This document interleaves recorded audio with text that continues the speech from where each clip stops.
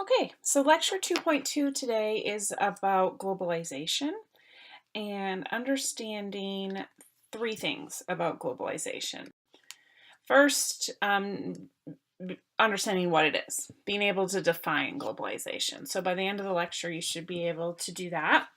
You should be able to identify what is driving and what has driven globalization over the last half a century and explain both positive and negative aspects of globalization. The key term in this lecture is obviously globalization. That's the only key term. And then this fits back in with our lecture, our unit, this module related to economics and sustainability, because globalization is what is driving economics in the world today.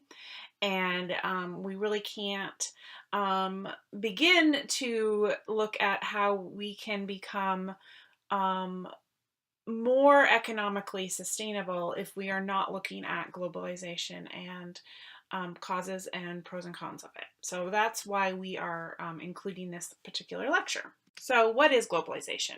Well, officially, textbook-wise, when you look for a definition of globalization, you are going to get a variation of the definition that is on your slide here.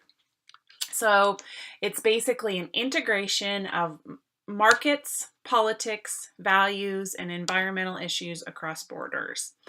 Or another way of defining it would be the process of forging international political, economic, religious, and socio-cultural interconnections. So it's really how are we integrating people, politics, government, our economy, and our environment essentially on a global scale. So that's sort of the textbook definition of globalization. Critics of globalization would say, things like it's the McDonaldization of the world or capitalism's global conquest. And of course, there's a lot of focus on capitalism within globalization because that's what's driving globalization in a large sense. And so critics would argue that this is all a negative thing. Supporters of globalization would say that globalization is free trade and unlimited prospects for prosperity. It's a world linked by the internet, and it's a world of universal culture. Mm-hmm. So we have both sort of the academic definition of it, the critical anarchist definition of it, and then the more supportive definition of it. And hopefully, as you sort of think through all this, you'll kind of get a sense of where you stand in all of this. Globalization, what we do know, has led to a very interwoven, interdependent, interconnected world. Our food is interconnected, and we're dependent on so many different parts of the world for our food sources. Our natural resources are interwoven and interdependent throughout the globe. And our science and our technology is interdependent and interwoven globally, as well as our financial system, our economic system. No longer do we have something happen in the world of the US economy that isn't going to influence other global economies. So probably other people can explain this concept of globalization a little bit better than I can. So I found a short video here. It's a little quirky. This series on YouTube is kind of meant to cover a wide variety of different history topics. And so here is one for you on globalization and what it is and how it's come to be. So just pause it, watch it, take some notes. There might be some questions on this video on one of your quizzes, and then proceed with the rest of the PowerPoint. So, as discussed, there are a number of drivers of globalization. Well, first of all, as was discussed in the video, globalization isn't anything new in the sense that we have been trading and traveling and exchanging information with people on a global scale for centuries. But we have this concept of what modern globalization is, and it's really very much changed our world since about the 1970s and 80s. So, what drove this? What caused this globalization to happen? Well, obviously, the first thing is we had massive improvements in information technology. Our communication technology improved so that we could um, inexpensively, quickly, reliably communicate with people all over the world. We also saw improvement in our transportation systems through quicker, faster, easier ways to get people and things um, across the globe um, without having to take too much time or spend too much money. So that's the first thing that really led to this led to modern globalization is a real deep global integration of communication technologies and advancements in transportation. Another major driver of globalization is decreased trade barriers and the opening up of the world markets. Um, before um, before globalization really became prominent, um, we had much more of a protectionist stance to global trade. We tried to protect our own economies, and so we had barriers and trade tariffs and things like that preventing countries from trading with each other. While we saw a massive decrease in those trade barriers throughout the 60s, 70s, 80s, and 90s, and that allowed for more competition through this development of a world trading system, so that we had free trade or trade without barriers, without tariffs, without taxes. That allowed companies to be more motivated to invest money in other countries. It led to massive economic expansions in other countries.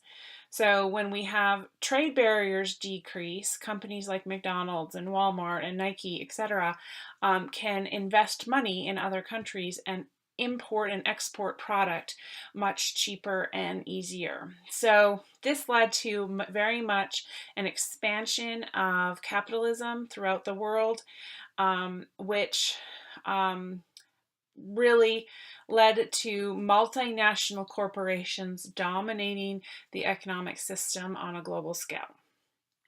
So those are the main drivers. Is good or is this bad? Well, there are a lot of people who argue that globalization has done wonderful things for the world and for people, and there are other people who say it's not working. It's something that we should protest and boycott. So I'm going to have you guys watch the second part to the globalization video that you've already watched. It's hyperlinked to the image here. Go ahead and watch it and sort of take some notes on what you're hearing as being the goods and the bads to globalization, and then come back to the PowerPoint.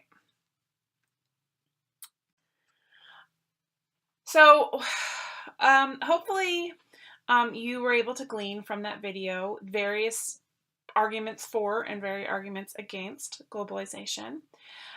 People who are against globalization are usually very against it.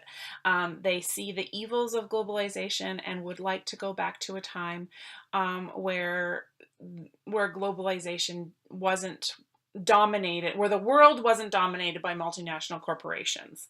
On the other hand, there are people who argue, hey, wait a minute, globalization has actually done a lot of good for the world. Let's just take a step back and see what the pros are. So some of the arguments for and against globalization are, because of globalization, we can access products from countries all over the world. We can access food, we can access movies, fashion, all sorts of things from other countries that we never got to access and know about before. We also have a massive increase in information. When we can get information from China and from England and from the United States, all within a matter of seconds of something happening, we're obviously improving the situation for billions of people in the world. We can also exchange information, important information, quicker that can save lives in terms of scientific discoveries, etc. Globalization has definitely led to a decrease in the price of products, so we can buy things for less money. It has increased the wealth of the world and of particular people. And it has increased opportunities for people. Obviously, through globalization, I am able to do things in my day-to-day life that I wasn't able to do before globalization.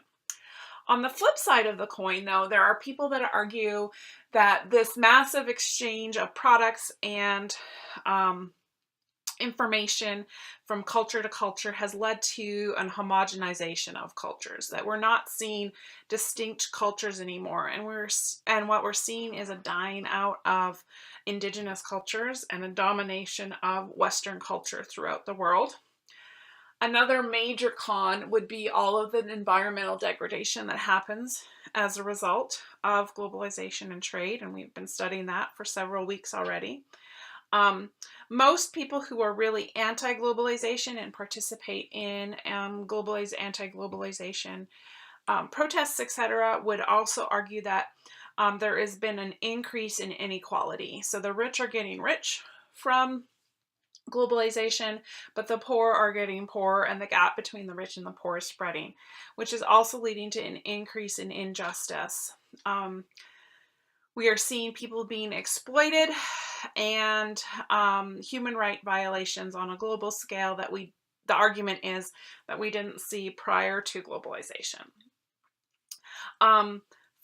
Also, another con argument, which we're hearing a lot of in the United States right now, is that globalization and increased trade has really caused a lot of domestic jobs to be lost. So we're hearing a lot about bringing back the jobs to the United States. We know this certainly to be true within apparel and textiles. So those of you apparel and textile majors know that this is the reality within our industry, that we have lost domestic jobs through globalization.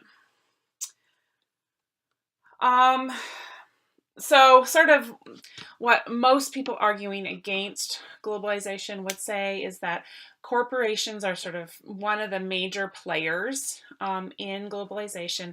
They are motivated by profit and getting rich, and they don't have a lot of concern for people, for cultures, for the environment, etc. On the flip side, again, in terms of some more pros, people who see the positives in globalization would say that we have, throughout the world, much higher degree in political freedoms than we had prior to globalization.